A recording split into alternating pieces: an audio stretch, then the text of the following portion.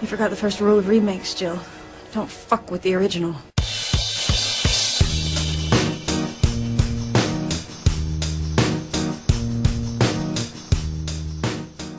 Hey everybody, X-Men Days of Future Past is coming to theaters this Friday, and you know what that means? It means we really need to stick to the original, because if we talk about the sequel, we're going to bitch for half an hour about X3.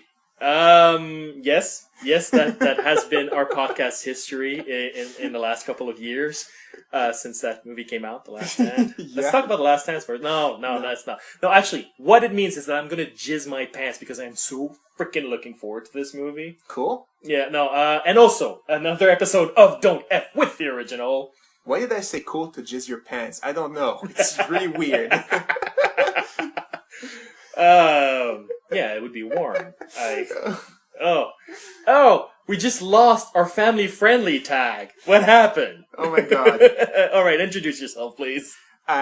Nicholas speaking, correspondent for Idiomatic. And I'm Dimitri, editor-in-chief of Idiomatic.com, and movie critic.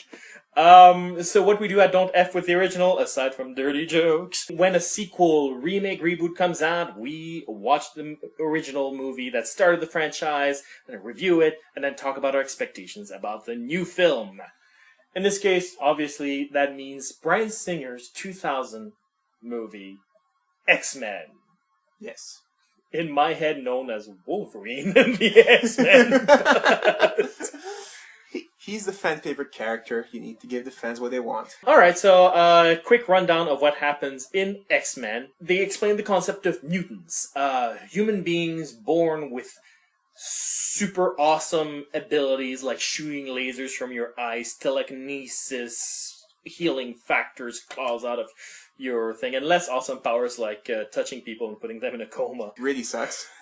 And they use it as an allegory for prejudice. So essentially, we start off with a big political senate where Senator Kelly is going like, we should have the Mutant Registration Act where every mutant is registered because they are living weapons, which is actually a moderately defensible point, by the way. Somewhat. And then the X-Men are fighting for their civil rights. And in there, the leader is Professor X, played by Patrick Stewart, who's sort of like the Martin Luther King of the X-Men community. And he wants to approach things from a peaceful perspective. And then there's the flip side of him, Magneto, played by Sir Ian McKellen, who Bryan Singer has said is the Malcolm X of the equation, but Malcolm X was considerably more peaceful than Magneto, so I don't like that comparison at all. Like, it was a little more aggressive, but he wasn't like, let's kill everybody to get our rights. Yeah, exactly. He was... I hate that comparison, I really do. Like, one's technically a terrorist, the other is really not. Yeah, exactly. But anyway, Magneto's plan, though, is in this first movie actually moderately peaceful, because his plan is to turn the world leaders into mutants so that they will serve the mutant interest. Yeah. Because this movie came out in 2000 before we realized that every Republican against gay rights is actually gay. A lot of them, yeah. A lot of them turned out to. No, to be honest, every time that happens on the news, that brought a giggle to my face. You're like, are you kidding me? One of the most homophobic ones is actually gay. Okay, whatever. Always a little giggle. I'm just saying, Magneto's plan could have backfired if the X-Men weren't there to stop him. I'm just saying. Yeah. So the story mostly focuses on Wolverine meeting Rogue, the girl who touches people and they fall into a coma, and them meeting the X-Men, and voila. Yeah. How did you feel about X-Men, the movie? I liked it. Yeah. Mainly, the main thing I realized is the difference between that and every other origin story is that it's not an origin story. It introduces the character, but then there's a whole other movie with it. It takes very little time to introduce them. The whole movie is mostly spent on the story, and not just, how did Wolverine get his claws, or how did Rogue happen to this. No, you get a story out of it, and a good one at that. That I had not, read in any comics before, so it was also very original. Yeah. And that's what I really like about that movie. That's a really good point. I think that's the advantage of the X-Men as a concept, is that, there's no origin story. They're born with it. It's like, unless you want to give a birth scene and go like, and now the bad guy, you know, like. Yeah, but they could have made it a way on how each of them met Professor X, and how they were as a kid and how it happened, and they didn't go there. Well, we do get Wolverine meeting Professor X, but it's well integrated into the overall plot. Exactly. Because, like, we reviewed Spider-Man a couple of weeks ago, and we mentioned how it's like, origin story, and then, oh yeah, bad guy. Yeah. Whereas here, it's very homogenous. It feels like a single entity. Exactly. And I think the X-Men allow for that because they're born with their powers, and it's more important to explain their socio-political status than it is to explain what their powers are. Yeah. Because to a certain degree, who gives a shit what their powers are? Yeah. Whatever their power would be, they'd work in the movie, would find a way to make it work in the movie. Who cares? What's interesting about them is that, they're being discriminated against. That's what you have to deal with. Yeah, and it's a good allegory. It works well because it's empowering to those who feel discriminated against. Because, I have powers. I guess, yeah. In this fantasy. Yeah. Obviously, if you're Black, Asian, or gay, you don't actually have powers, so don't go out and try to fly. Just don't do it. Don't do it. I'm just saying. And I think what's complicated about the movie is actually selling this sort of sci-fi concept. Because it's not just a comic book concept. A comic book concept is, I gain powers, I put a mask, I fight a bad guy. This is a sci-fi concept. There's this subspecies of human beings. There's this political climate that results from it. It takes place in a not-too-distant future. Like, everything about this movie feels more like a sci-fi movie than a comic book movie. Interesting. And I really like that because it gives it a very different flavor than all the other comic book movies. That is true. That's true. I kind of have my fill of comic book movies. I really pick and choose them, but I had no problem rewatching X-Men. Yeah, in fact, I mean, like, almost to a fault, like, to a certain degree. I feel like, because I want to balance a little bit of the negative and the positive, because it's not a perfect movie, I don't find. Okay. And I feel that the movie almost spends too much time apologizing for its superhero concepts. How do you mean? Okay, so, Wolverine meets the X-Men, he's like, yeah, what's a Magneto? And that's essentially the writers winking to the audience. It's like, Magneto's a stupid name. We are aware of it. Okay. I thought it was weird, too, because, he makes fun of their nicknames. And, Professor X, what's your nicknames? Wheels? And he explains, no, I'm Professor X. But he never explains why the hell they each have nicknames. And it's kind of one thing that, okay, can you please, answer his question? And honestly, I think it's the writers hadn't figured out an excuse for it. Because it's a superhero conceit, and that's the reason why. Yeah. There's no real reason why beyond that. And the writers were like, I can't find a reason. Is that the same reason why they made the joke about, what were you expecting in yellow spandex? When they're wearing they super tight, impossible to move in leather suits. And you're watching this thinking, yellow spandex would be better for you. You could actually move in that. In fairness, I don't think we're supposed to know that they can't move in them, in fairness. Okay. But yes, it is the same phenomenon. I feel this is a screenplay that keeps apologizing for its comic book roots. Okay. And keeps expecting the audience not to like comic book movies, which makes sense. This was a movie that was made in the 2000s. This is one of the first comic book movies. Yeah. So I understand the tack they're taking, but like, every time they mention a power, they have to explain the logistics of it as if the audience couldn't understand that, oh, this guy can fly. I was like, well, he can fly because of this and that. It's like, what's your power? I have telekinesis. I can move objects with my mind. Oh, cool. I'm a critic. I point out awkward, stilted lines. Nice. The screenplay is constantly going like, yes, I know, it comes from a comic book. I'm sorry, which is like, it's not in vogue anymore now. Comic books is cool. And it is distracting in this day and age when audiences today, we're like, Thor, I come from Asgard, and we have technology and a cosmic cube, and my hammer can't be lifted by anyone but me. Why? Because, bitch. It's... Yeah. This is the era we live in today. So you watch X-Men from the year 2000, you're like, all right. No, it's okay. You can be a comic book movie. Stop apologizing. Yeah. Yeah, it's kind of surprising they didn't give special explanation for each and every one of their powers. Like he shoots laser from his eyes because he can absorb the light from the sun and gather it in his cells, and eventually it gets. He's like, no, it's just I was almost when I mentioned that, I'm just looking for other explanation of where did they start explaining? I was like, yeah, okay, whatever. Yeah, well, like they show Wolverine healing fast when he's in northern Alberta, where apparently light is always blue. Yeah, And it's always winter while it's summer in New York. something like that. Yeah. And he heals, and then later on they have a Jean Grey explains like he seems to have regenerative powers, like his healing is faster and it limits his age. It's like, I don't give a shit. I saw him heal. I got it. I don't care. Yes, but they don't know it.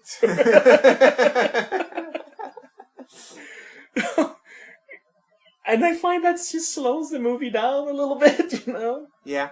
But that's a minor qualm, because otherwise I find, in terms of dealing with actual characters instead of just action figures, Yeah. the movie does a great job. I know you're not also only interested in the good guys. The bad guys also have their own agenda. They're really cool, and with their their manipulation as well. Like how they get Rogue to leave the mansion at one point. Mystique shows up, and it's like, you need to get out of here. Everybody's freaking out, and you're like, wow, their plan's getting pretty good, and you're pretty interested in their schemes and what they're doing as well. Yeah, and it helps that their motivations is so defendable. Like Mystique going to Senator Kelly, who's a raging bigot. Yeah. It's like, and with too much power, it's like, people like you are the reason I was afraid to go to school. And it's like, oh, poor kid, like that must have been hard. Yeah. I understand why you're angry. I understand why you're joining Magneto, especially since Magneto just wants to turn people into mutants. That doesn't seem so bad. Exactly. Yeah, you're right. The dynamic between the bad guys and the good guys. I mean, I love the Ian McKellen, Patrick Stewart dynamic. This sort of distant friends thing going on. Yeah. Where every time they meet, instead of fight, they go like, hey, can I change your mind, please? Yeah. Can I, can we not do this? Can we just have a cup of coffee and play chess, I like that a lot. And they do play chess a lot. Having said that, I find Sabretooth, as we're talking about villains, I find Sabretooth is a bit lacking as a character. Yeah, he's just supposed to be the muscle, I guess, and that's it. Which is too bad. I mean, especially when you see X-Men Origins Wolverine, which is sort of a mess of a movie, but Sabretooth is the most interesting thing in it. Yeah, him and his relationship with Wolverine is the best thing. Toad, I'm okay with, but he is a little bit sidelined as well. Yeah, I know. He's there for the martial arts. Yeah, pretty much. So he gets a job done. But I mean, he does get to play a little bit, even though it's not on paper, it's not in the screenplay, he's not really given space, his demeanor and everything is very much like the comic book character, though. He's a little bit of a wisecracking jerkwad, and he does that. He has that sort of kind of thing going for him. Indeed. And that's all in the acting. And well, Toad got fried by, Storm. That's interesting. with the best Joss Whedon line ever. I know. That he blames the actors on why it wasn't good. Which, in fairness, he might be half right on this. Yeah. Halle Berry, she is sleepwalking through this thing. She had that Oscar at that point, right? She probably thought this movie was beneath her. So it's something for me to make big money, and it'll be all good. In the deleted scene, there's a scene where she does that accent. That where the hell is she from? That accent is just so weird. That it's a scene about her talking to Rogan, explaining about mutants and stuff like that. But it's like, no, that accent is just too weird. They just had to cut it out of the movie completely. Yeah, I mean, it's an interesting thing to sort of highlight the fact that Aurora Monroe is from somewhere in Africa, or as the cartoons always say, from Africa, as if that was helpful. Yes. It's a pretty small continent, I find, though, having rewatching it, because I know this movie almost by heart, a lot of questions come to your mind, just stuff that, you think, how does that work exactly? I'm not quite sure how everybody knew that Rogue was in Alberta. Also, it's great, Rogue knows that she has some problems because she touched her boyfriend and he went into a coma. I'm not quite sure how she knows that she can absorb mutant powers, though. Here's the thing. I'm of the firm belief that characters exist off-screen as well as on-screen. And I think it's reasonable to assume that while she was on the run, she must have made more mistakes with her touching people. And so it would have allowed her to, A, maybe discover a little bit more about what it is that her power is. Okay. And B, would have allowed Magneto to track her just by following headlines of oh, there's that person in a coma again. I guess. And follow the comas, Okay, that makes sense. Rogue's been super traumatized, so the first thing he does, back to school. Just give him a few days to acclimated or something, but no, it's all good. No, but she'll be around people she Yeah. knows, and like it's actually it might be a very constructive activity. I'm not of the belief that depressed people or hurt people should isolate themselves. I think that only makes Okay. things worse. I guess. Like Pyro and Iceman are already pining for her, so she should be fine. Yeah, bad Pyro. Did they have to recast for the second one? I like to call him strangely younger but taller Pyro. That reminds me of one of these important lines that everybody misinterprets. But at one point, they're like chained up in the Statue of Liberty. Yeah. And Magneto's like, aha, I got you now, X-Men. And then Cyclops going like, Storm, use your power to do this. And again, another sign of the screenplay always apologizing. Yeah. Fucking X-Men cannot tell people what to do without explaining how it works. Yeah. It's like, use your electricity to fry him. It's like, you should just say Storm bolt him. Like, it's like, speak like a normal person. Yeah, that's a good point. But anyway, and then Magneto goes like, electrocute me in a superconductor? I thought you went to school. In a conductive sphere. I thought you lived at the school, though, which is even better. But yeah, because there cannot be any currents inside a conductor. So, yeah. He's right, though. He is right, but a lot of people going like, yeah, it's because everybody's going to be electrocuted. It's like, no, that's because nothing will happen. Exactly. Unless she can shoot the electricity herself, which we haven't seen, but we've seen her drop from the sky. Yeah, he's inside the sphere. He's completely protected. The same reason why you're perfectly fine in a thunderstorm in your car. A lot of people think it's because you have rubber wheels and the rubber wheels protect you. That has nothing to do with it. It's because you're inside a metal conductor. You cannot have any electric fields inside the shell. It's basically basic E&M. So you're safe. And that's the only thing. No, the special effects also I have problems with. They haven't aged well, but I think even for the time it looks a little bit awkward. The wire fu is really, really, really stilted. Yeah. Well, it's hard to make people fly. I don't know. Well, I mean, like Storm sort of like awkwardly levitating, I'm fine with. Okay. The same thing with Magneto, because he's riding magnetic waves, he's not actually flying. So I'm all cool with that, but it's more like Mystique's like wire fu where she climbs on ceilings and walls and stuff. It looks like Bryan Singer trying to do The Matrix and not quite succeeding. And I don't know what Toad spat in Jean Grey's face, but it looked edible and not dangerous at all. You know what it looked like? It looked like those that slime that used to come with some He-Man accessories. Yes. That's what it looked like to me. Yes, I agree.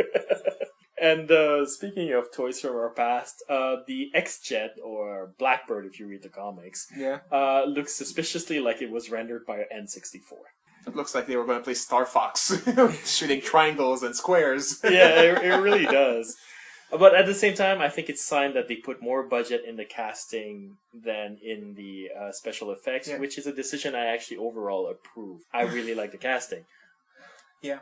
And okay, so if the movie makes it sort of good, you can get more money next time to get the same cast, because you probably had them signed for cheapo the first time. Mm-hmm. So they had to do the other movies for cheapo as well. And then you can just improve on the special effects.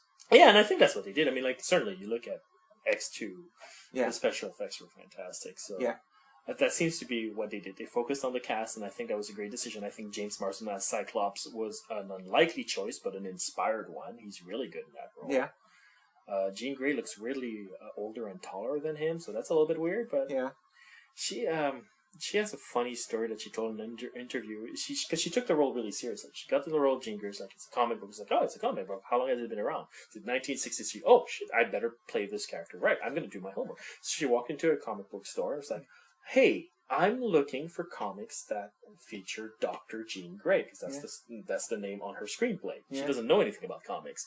And she got, like, the stupid comic book guy, prototypical, who went like, that's Jean Grey, not a doctor, stupid. Oh my God. And I'm like, really? When a supermodel enters your store, that's the way you're going to treat her when she's just asking a legitimate question? Like, if she was being a bitch, you can treat her the way you want, but she's asking a legitimate question. Yeah.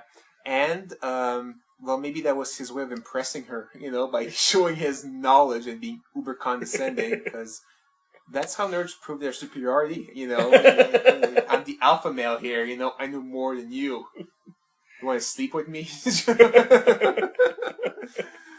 That's terrible, but it's good that she did her homework. You know? Yeah, no, I really appreciate that.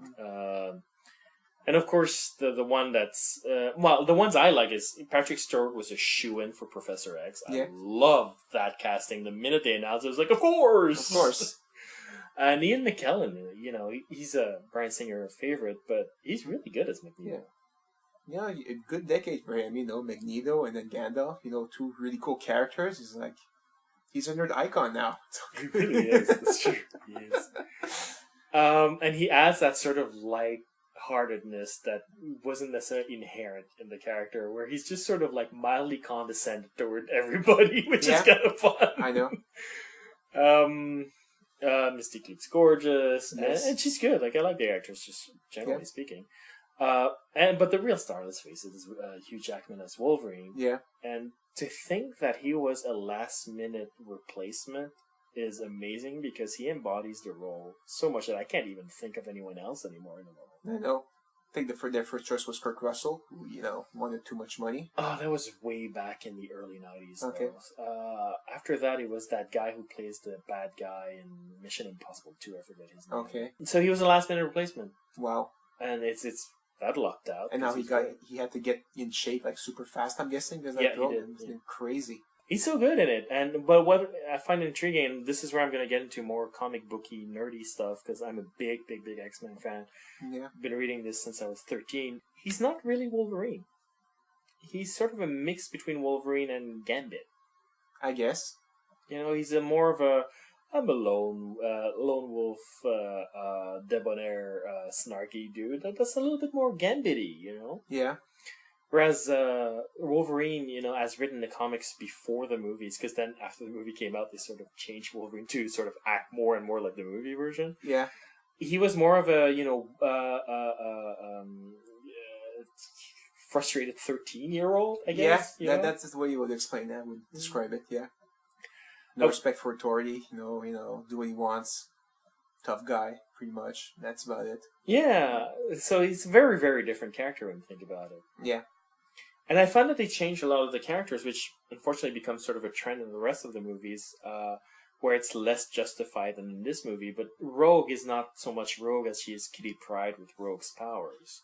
I guess. No, casting that little girl there, you knew she was not going to be Rogue to begin with, It would have been weird having her act like a Southern Belle, Yeah. All right, okay, let's give our one-sentence review of every X-Men sequel, okay? Because there's a lot of them, so we'll have to go fast, right? Okay, so X2 X-Men United. It was the best movie of this series. I really liked it too. It's a lot of fun. It's sort of Bryan Singer, sort of with the awkward exposition out of the way, let's tell a story. It wasn't even, and the crazy thing is, it wasn't even awkward exposition, but it's just hey, these characters are built so we can spend even more time on the story, which is spectacular. You had one of the best scenes when Iceman goes back home and his bird doesn't even want him there because he's a mutant, and he just learned about that.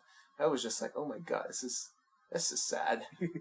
Yeah, and I think the crowning achievement of that movie isn't the Nightcrawler scene, which is spectacular. Yeah. Isn't all of the cool action and twists and all everything. It's that scene where Magneto talks to Pyro, and Pyro joins the Brotherhood, and you're like, right on, brother. I can't blame you for this. I know. He's had a very, very crummy couple of days thanks to humans. He's fuck these humans. And completely... It's tragic, and you understand why it's happening, and it's a perfect scene. It really is. Yes, it is.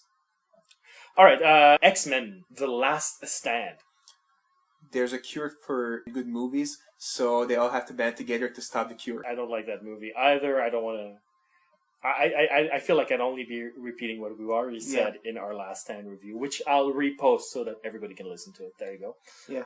One thing I will add, though, because I didn't mention it in the Last Stand review we did. What the fuck, Brett Ratner? Every X-Men movie at that point started with a Patrick Stewart voiceover.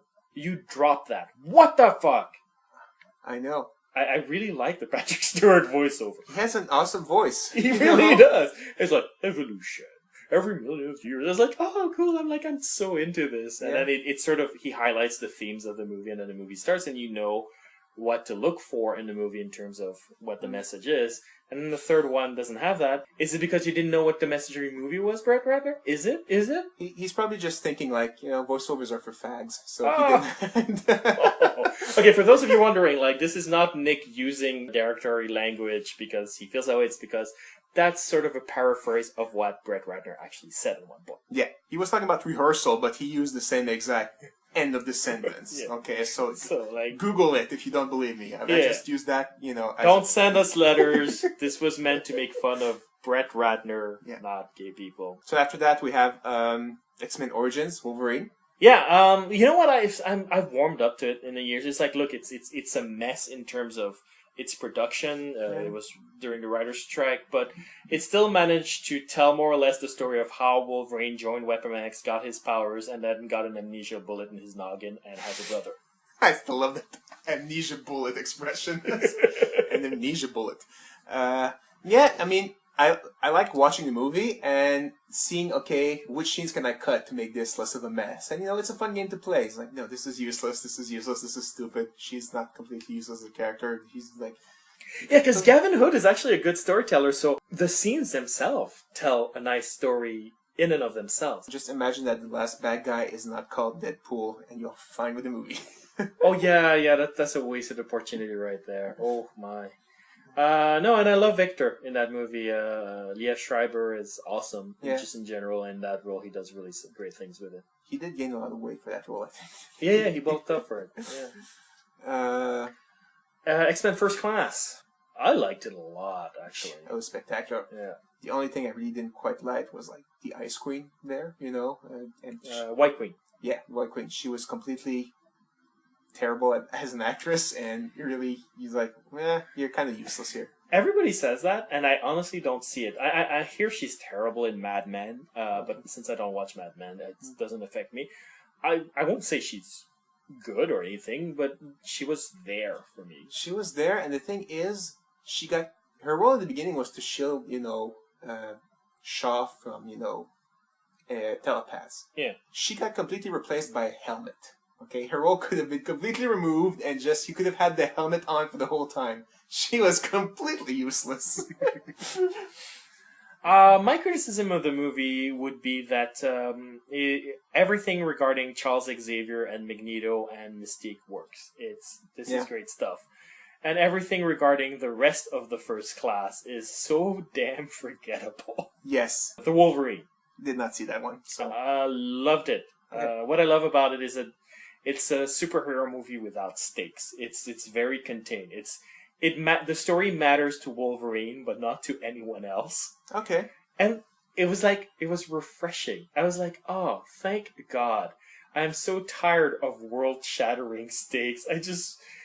Wolverine's in this story. The story matters to him. He's fighting for his life and the life of the people he care for, and no one else. Nice. So not saving the world, nothing. Exactly. Interesting. And I dug the crap out of that. Still selfish. Come on. Which is okay. I'm fine with that. Wolverine doesn't have to save the world every 5 minutes. That's true. He's surely enough that he wouldn't want to anyway. So. Yeah, exactly. And they introduced Yukio from the comic books, and they nailed her character. This is what I want to see. So there's porn? Huh? There's porn in the movie? They nailed her character. Oh my God, wow. And now we're at Days of Future Past. Yeah. We're looking forward to that. I got it from the beginning. Yeah. I'm so about it. We've seen the trailer. Yeah. Obviously. And you know what I realized is, everybody made a big deal about Fassbender giving a really good performance as Magneto in First Class. Yeah. And people sort of just didn't mention James McAvoy as Charles Xavier. Yeah. I love him as Charles Xavier. I had that reaction when I saw First Class, but it was confirmed to me when I watched this trailer for Days of Future Past, and the line that stays with me that I want to say every chance I get is, I don't want your future! I don't know, I'm just like, this is so cool, I love this actor. Wow. It would sound cooler if Patrick Stewart said it, I'm sorry. Actually, you know what? I disagree. It's one of those things where I'm watching the trailer, I'm going, oh, the old X-Men are back, that's fun. Meh. And then they show the young X-Men from the 70s at this point, and you're like, oh, now I'm interested. Now I want to see the movie. Interesting. X3 really mess with your brain. Like the young ones. Now it's good that they get both casts, so the budget on the acting must be insane. Yeah.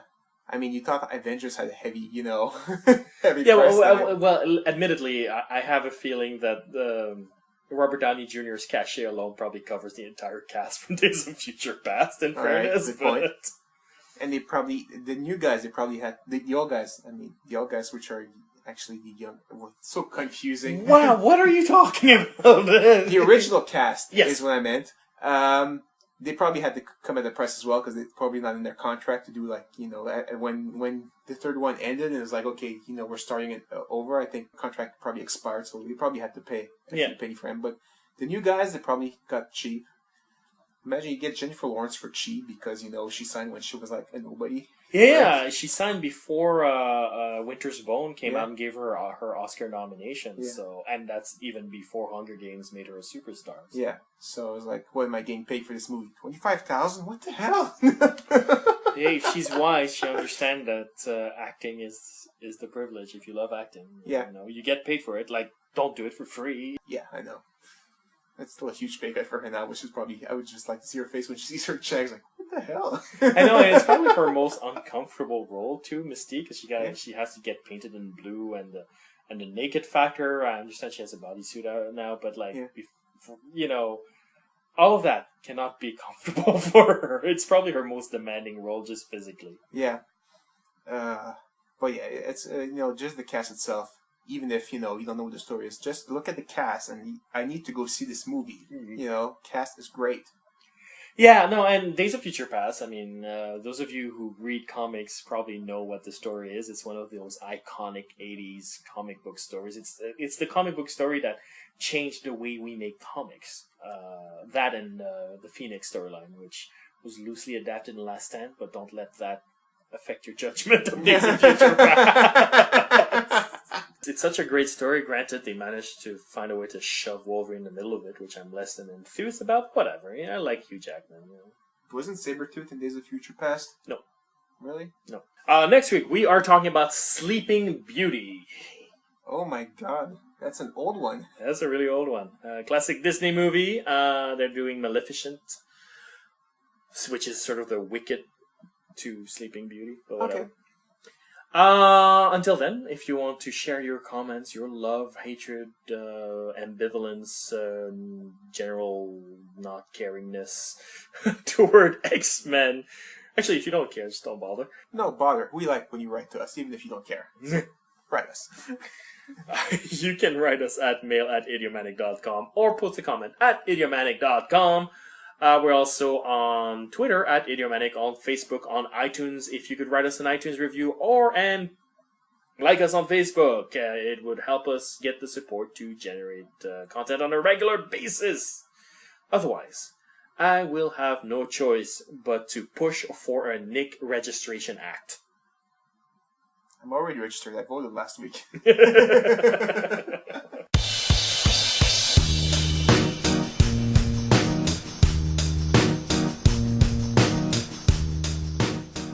Down of what happens in X-Men, they explain the concept of mutants, human beings born with super awesome abilities like shooting lasers from your eyes, telekinesis, healing factors, claws out of your thing, and less awesome powers like touching people and putting them in a coma. Really sucks. And they use it as an allegory for prejudice. So essentially, we start off with a big political senate where Senator Kelly is going like, we should have the Mutant Registration Act where every mutant is registered because they are living weapons, which is actually a moderately defensible point, by the way.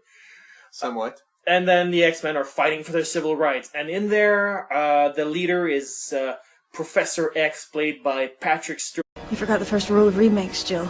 Don't fuck with the original.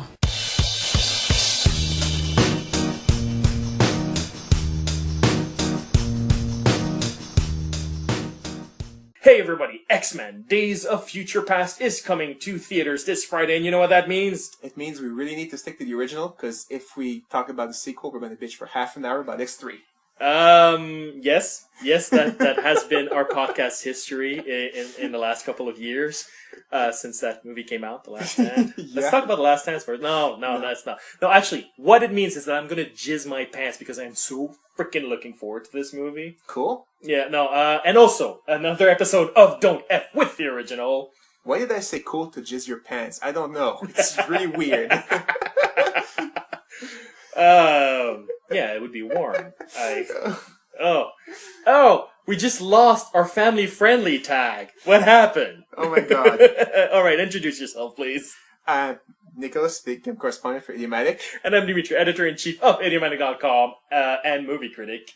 So what we do at Don't F with the Original, aside from dirty jokes, when a sequel, remake, reboot comes out, we watch the original movie that started the franchise, and review it, and then talk about our expectations about the new film. In this case, obviously, that means Bryan Singer's 2000 movie, X-Men. Yes. In my head, known as Wolverine and the X-Men.